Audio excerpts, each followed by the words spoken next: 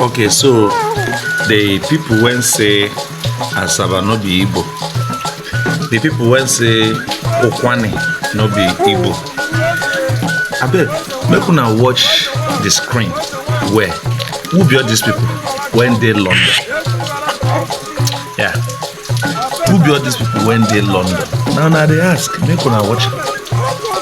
You know, when people begin talk as they like, we're not going to put mad for that because truth they always find a way take the come out.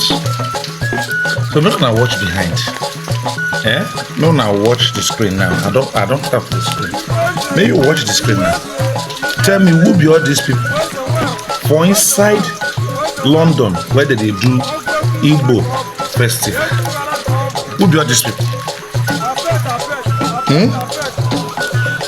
It is very bad for people when they deny their identity. Too bad. Now, on the corner say Asaba, Ahabao, Sandawabo, Ndibo.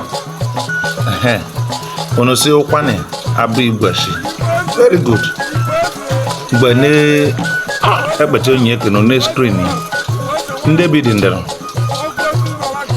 N'obodo Igbo London ebe na-ememe Igbo festival nekuma ndị bi dị ndịna maraba ajụ ebochi na-ebịa ọsọ ọnụ na-asụ bịa n'obodo ndị Igbo ka ọ na-aka mgbe bụ na-eme nkwọ eke orie afọ Igbo onye Igbo wee kwụsị God ya mụọsị God bụ Chukwu ya Igbo onye Igbo kpaa kwarekwatini vidio na-eme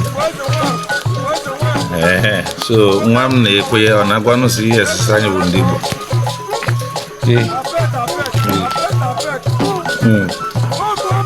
gwasị bụ onye Igbo my baby gwasị bụ onye Igbo